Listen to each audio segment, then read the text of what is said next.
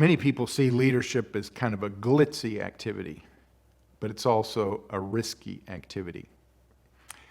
And the reason it's risky is because you're at risk when you try to lead change. Essentially, what you're trying to do is to change the future that the organization is living into, and people resist change. It's normal. It's part of being human. And the reason people resist change is because there's two basic emotions that get triggered. The first is bereavement. Bereavement is a function of loss. And what you're asking people to do when they change is to let go of a way of working that they're used to, that they're comfortable with. We're basically saying, as change agents, we're going to create a different kind of future. And you're going to have to let go of the future that you're comfortable with. Associated with the bereavement is often a feeling of pointlessness. Why are we changing? This makes no sense. Everything's working well. We had our best financial quarter. Why do we need to change? The second emotion that is associated with change is trepidation. It's scary to change. You're used to the current set of circumstances. You're familiar with them. You're comfortable. And now we're going to create a new future. And you and I are going to have to learn to be effective in that future. Criteria for performance are likely to change. How do I know if I can be competent in this new world?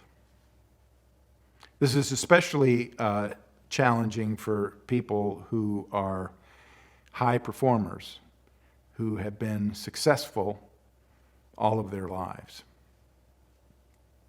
So be cognizant of those two emotions, and then recognize that people respond to change in three general ways. First way is they lash out, check out, or burn out. You've seen people get very angry when an organization has to change, and they indeed will lash out. Some people, on the other hand, check out.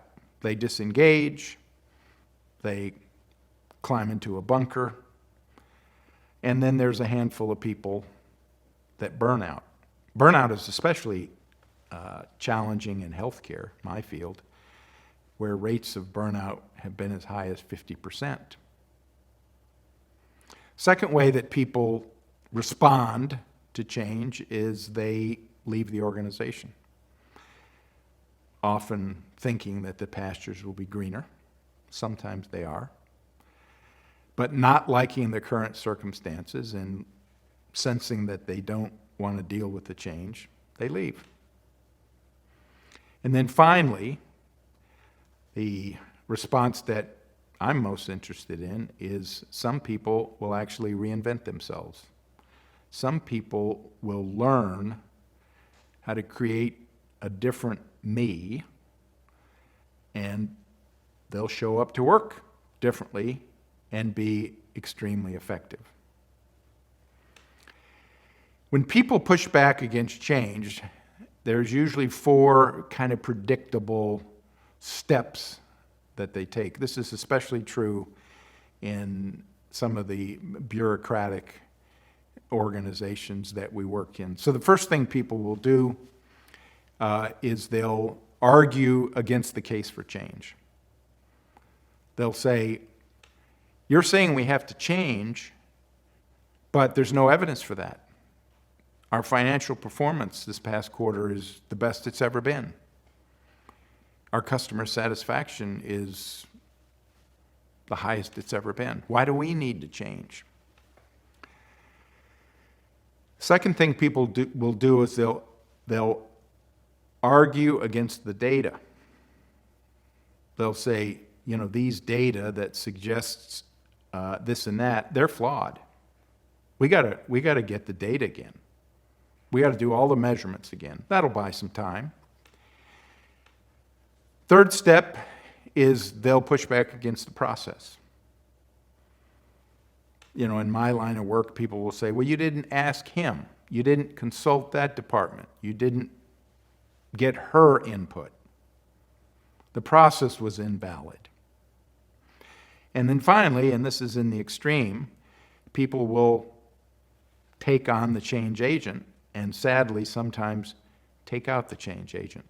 That's what people did to John Kennedy, to Abraham Lincoln, to Martin Luther King. So change is very threatening. It's very personal.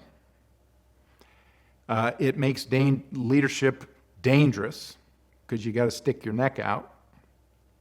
And so it's important to be aware of all of these ways in which people deal with change, resist change, and adapt to change.